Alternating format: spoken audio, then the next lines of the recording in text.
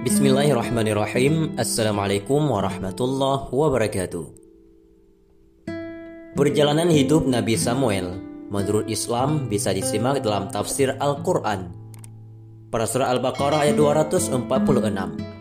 Pendapat demikian disampaikan oleh Mujahid dan Muhammad ibnu Ishaq dari Wahab ibnu Munabbih, sebagaimana dinukil Ibnu Katsir dalam tafsirnya.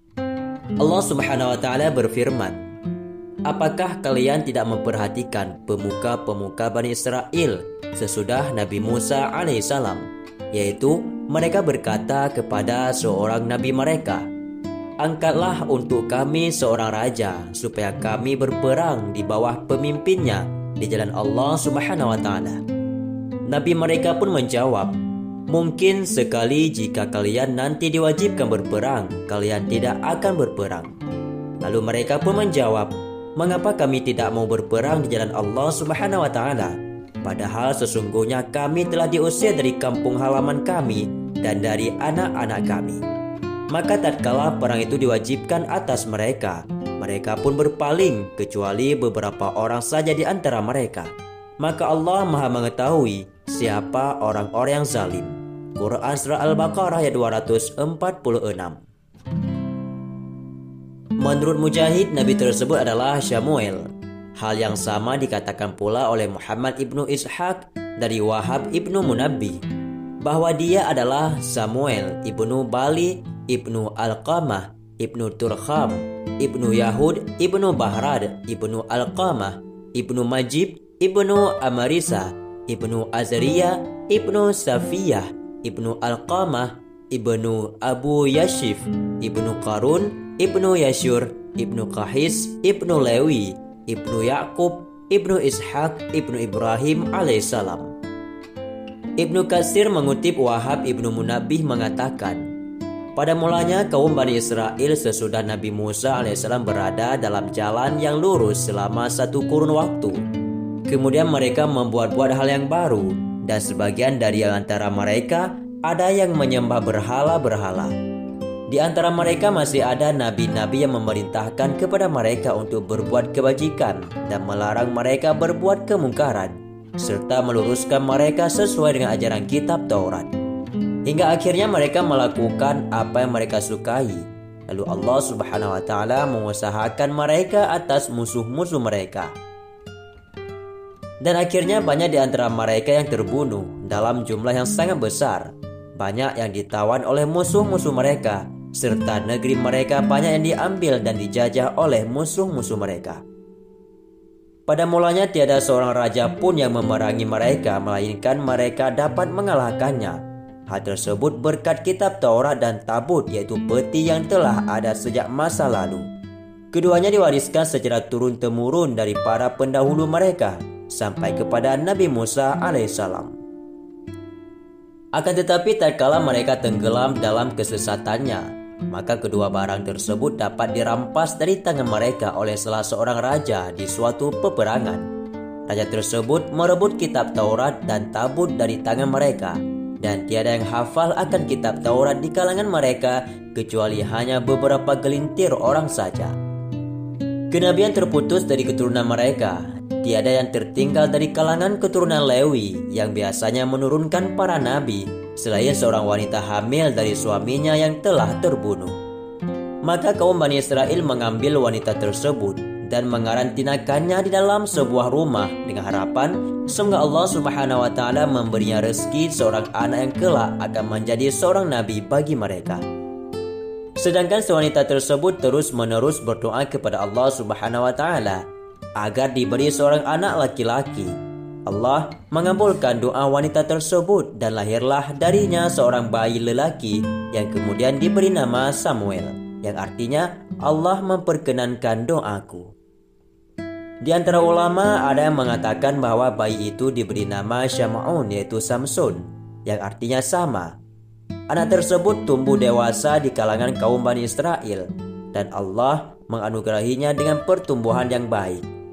Tatkala usianya sampai pada usia kenabian, maka Allah mewahyukan kepadanya yang isinya memerintahkan kepadanya agar mengajak dan menyeru kaumnya untuk menauhidkan Allah Subhanahu wa Ta'ala.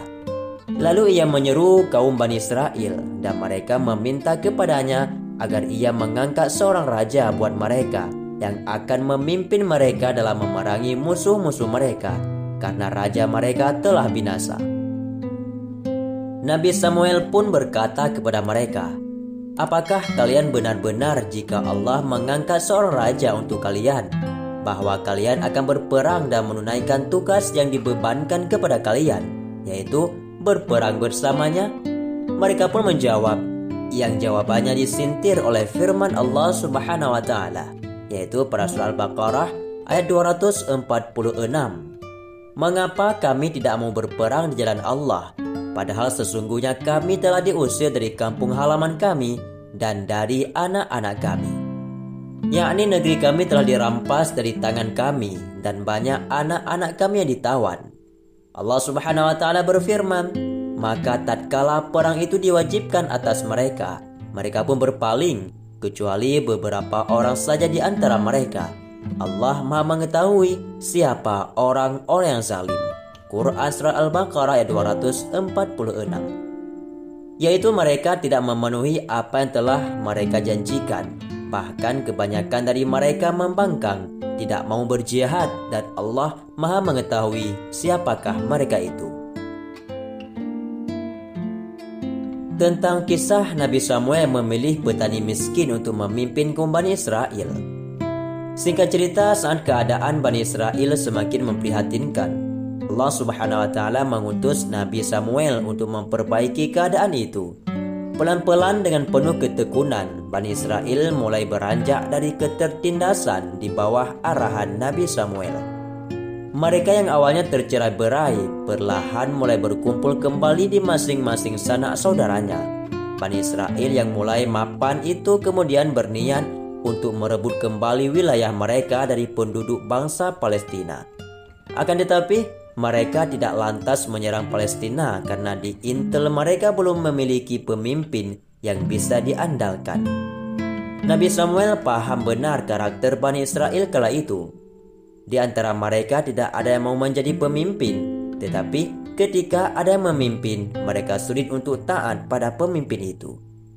Meski kemudian pemikiran Nabi Samuel itu dibantah oleh kaum Bani Israel dengan menegaskan bahwa mereka akan patuh kepada pemimpinnya jika sudah ada orang yang tepat untuk memimpin mereka. Bijaknya Nabi Samuel saat itu membuat dirinya tidak langsung menunjuk seseorang untuk diangkat menjadi pemimpin. Nabi Samuel menunggu wahyu dari Allah Subhanahu wa taala agar pilihannya nanti tidak disalahkan kaum Bani Israel. Wahyu yang ditunggu itu pun datang. Nabi Samuel oleh Allah diperintahkan untuk menemui seorang petani miskin bernama Talut. Orang yang dipilih oleh Allah itu selain sebagai seorang petani, juga seorang pengembala kambing yang jelas secara ekonomi jauh lebih rendah dari rata-rata masyarakat Bani Israel. Tetapi di balik itu semua, Talut memiliki kelebihan seperti kecerdasannya, tubuhnya yang kekar, sehat raga, dan jiwa kepemimpinan yang mumpuni bagi dirinya. Suatu hari Nabi Samuel yang mencari Talut dipertemukan oleh Allah Subhanahu wa taala di sebuah bukit. Saat itu Talut sedang kebingungan mencari keledainya yang hilang hingga ia berjumpa dengan Nabi Samuel. Keduanya saling pandang dengan sorot mata yang tajam. Nabi Samuel sebagai utusan Allah tahu betul bahwa lelaki yang ditemuinya adalah Talut yang dipilih oleh Allah untuk menjadi pemimpin Bani Israel. Begitu pula Talut yang memiliki pengetahuan luas juga yakin bahwa lelaki yang ditemuinya itu adalah utusan Allah. Awalnya percakapan mereka berdua membahas tentang keledai Talut yang hilang. Ia menanyakan kepada Nabi Samuel apakah ia melihat keledainya. Nabi Samuel pun menjawab bahwa keledai yang dicari Talut saat itu tengah berjalan menuju kandangnya dan tidak perlu dicemaskan. Setelah itu Nabi Samuel mengatakan amanah dari Allah bahwa Talut diminta untuk menjadi pemimpin Bani Israel.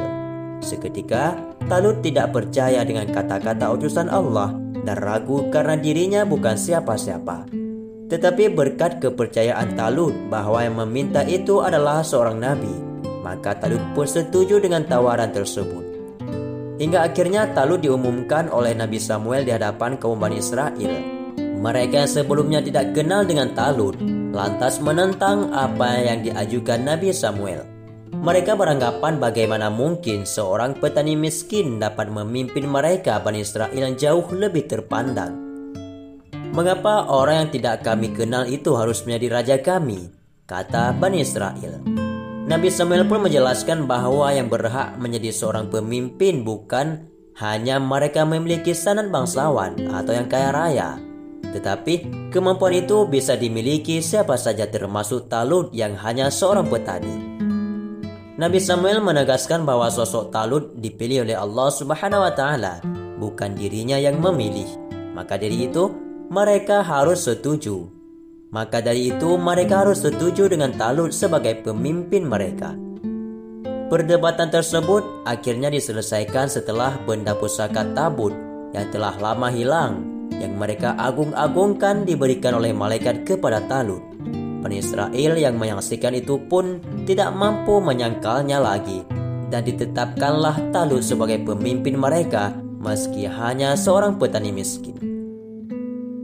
Sahabatku semua, itulah segelas kisah tentang Nabi Samuel, yaitu seorang nabi Bani Israel, dan juga kisah diangkatnya Raja Bani Israel, yaitu Raja Talut yang menjadi pemimpin mereka, dan juga pada akhirnya Raja Talut pun diganti oleh Nabi Daud alaihissalam. Semoga saja kisah ini memberi manfaat dan menjadi ilmu pengetahuan yang baru bagi kita semua. Wallahu a'lam bishawab. Assalamualaikum warahmatullahi wabarakatuh.